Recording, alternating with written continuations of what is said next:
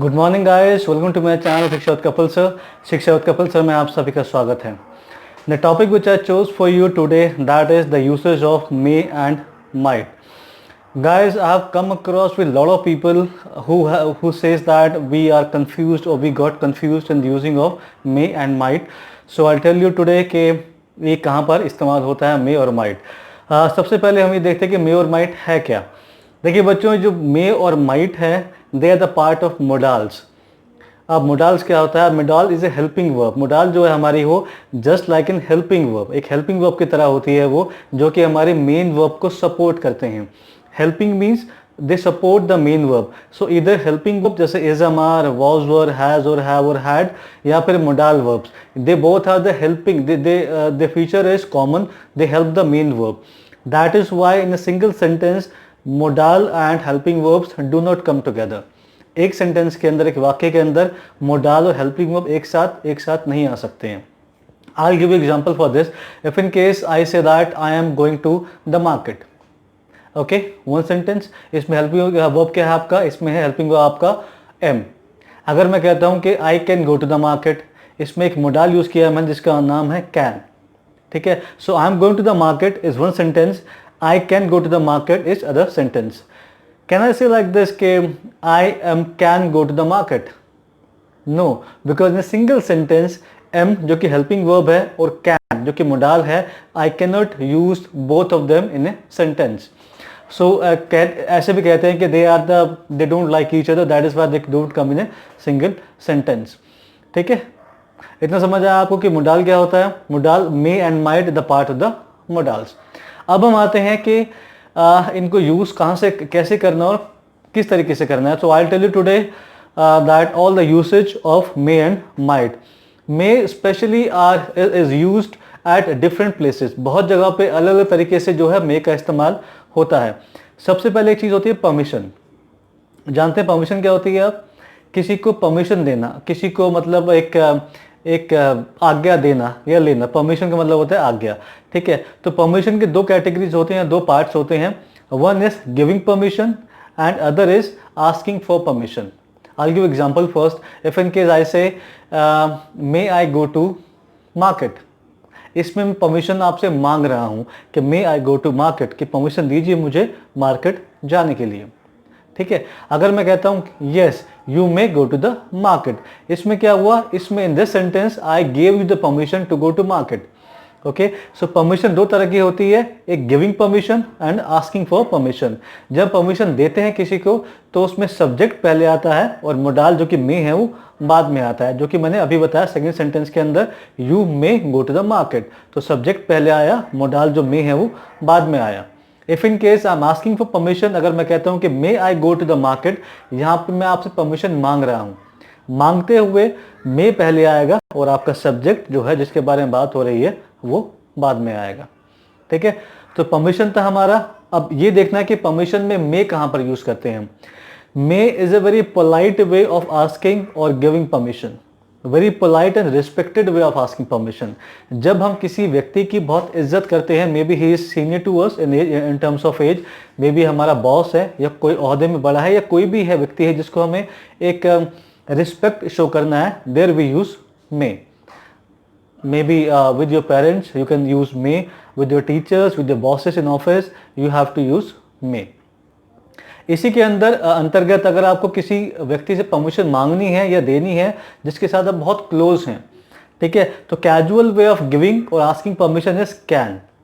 Okay, can I sit here, can I go there, can I take your pen, can I take your bicycle.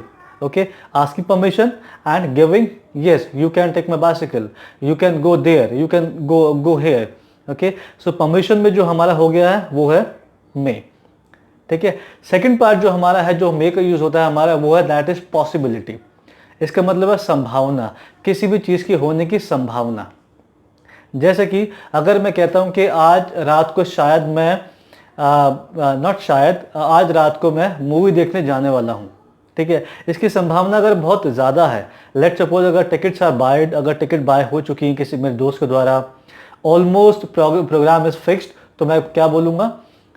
Tonight I may go to watch movie. Okay, अगर संभावना possibility ज़्यादा होती है कार्य की तो वहाँ पर हम मे लगाते हैं। ठीक है, इसी के अंतर्गत अगर पॉसिबिलिटी कम है, let suppose in same example I tell you that if in case जाने का प्रोग्राम तो है रात को मूवी का, लेकिन maybe tickets are not buyed, और या फिर अगर 5 दोस्त हैं उनमें 3 राजी हो चुके हैं और 2 राजी नहीं हुए अभी तक, तो उसमें प्रोग्राम जो है वो हमारा 50% पक्का 50% कच्चा भी है। ठीक है, तो हाफ हाफ है अगर है तो उसमें हम यूज करेंगे माइट। ओके, तो if in case possibility is high we use may, if in case possibility is less we use might. Okay, इसी सेंटेंस के अंदर अगर परमिशन किसी थर्ड पार्टी को अगर दी जाती है ना, जो परमिशन पहले किया था हमने, if in case I am giving permission to third party, if in case let suppose अगर मैं कहता हूं कि children may go to zoo without buying any tickets. ठीक है, कि इनको परमिशन है बच्चों को, maybe some sort of festival is happening, so government ने अलाउ किया है बच्चों को फ्री ऑफ कॉस्ट जू जाने के लिए, तो दे मे go to zoo without buying tickets. सो इसमें मैंने थर्ड पार्टी को भी परमिशन की बात की है, तो वहां पर भी again may, whenever we use may in permission, that is very polite and respected way of giving permissions. Okay, second में हमने बात की अभी पॉसिबिलिटीज की, जो मैंने बताया अभी, if in case possibility is higher we use may, if in case possibility is a bit lower we use might. इसी के अंतर्गत अगर if in case I talk about the possibility in the past, ठीक है, I will give you example, if in case I am sitting in my classroom, okay, and my friend is absent today, मेरा जो दोस्त है वो school नहीं आया है, वो टीचर कहती है कि भाई वेयर इज लोकेश, ओके, जो मेरा फ्रेंड है कि वो कहाँ पे है। इफ इन केस मुझे एक आशंका है, एक संभावना अगर मुझे लगती है कि भाई ज़रूर उसकी बस मिस हुई होगी वरना वो छुट्टी कभी नहीं मारता, है ना, तो ये पॉसिबिलिटी की बात ही हो रही है, संभावना की बात ही हो रही है कि शायद उसकी बस ही मिस हुई होगी। तो अगर ये पॉसिबिलिटी तो है लेकिन पास्ट की है ना, पॉसिबिलिटी तो है, संभावना की बात तो हो रही है यहाँ पे, लेकिन पॉसिबिलिटी की बात है, लेकिन पास्ट की पॉसिबिलिटी की बात है। So whenever we use possibility in the past, how do we use? We use may have third form. Okay, if in case my teacher asks me where is Lokesh Bhatia, so how would I respond to? I'll say ma'am he may have missed his bus, कि हो सकता है उसकी बस miss हो गई हो। अब देखने वाली बात बच्चों यहाँ पे ये है कि अगर मैंने मे लगाया है, इसका मतलब the reason I am giving you, the possibility जो मैंने बताई है उस पर मुझे काफ़ी विश्वास है, हायर पॉसिबिलिटी है कि मुझे काफ़ी विश्वास है कि उसकी बस मिस हो गई होगी, ये सर्टेनिटी नहीं है ना। अगर सर्टेनिटी होती मैं सीधा कहता कि यस ही मिस्ड हिज बस, मैंने देखा नहीं है, अभी संभावना की बात ही हो रही है, पॉसिबिलिटी की बात ही हो रही है, लेकिन पॉसिबिलिटी जो मैं दे रहा हूँ उसकी रेंज काफ़ी हाई है, तो मैं बोलूँगा he may have missed his bus. तो subject may have third form of the verb.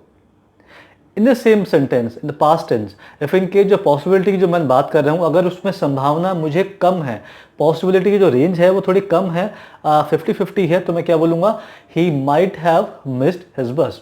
तो subject might have third form of the verb.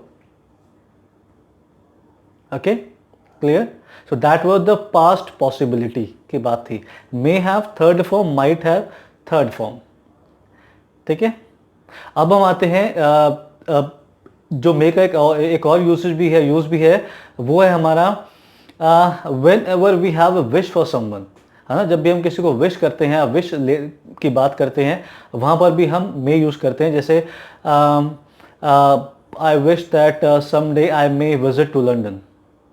Okay, यहाँ पे मैंने विश की बात की है कि मेरी एक विश है, इच्छा है कि मैं ऐसा हो जाए। May God give you everything what ever you ever wanted in your life, कि काश भगवान आपको वो सब दे दे जो कि आपने अपनी लाइफ में मांगा है। So guys, this is the usage of may and might, and that is all for today, because and I hope that you have understood everything, and it's a very easy topic, but a lot of people I have seen committing mistakes in this, so that is why I made a video, and मैंने बहुत ही आसान भाषा में आपको समझा दिया है। मैं उम्मीद करता हूँ कि आज के बाद आप कभी भी इस टॉपिक में एटलीस्ट कभी नहीं फंसेंगे। ठीक है, so till then I'll keep coming back with my new videos, and for now goodbye, thank you.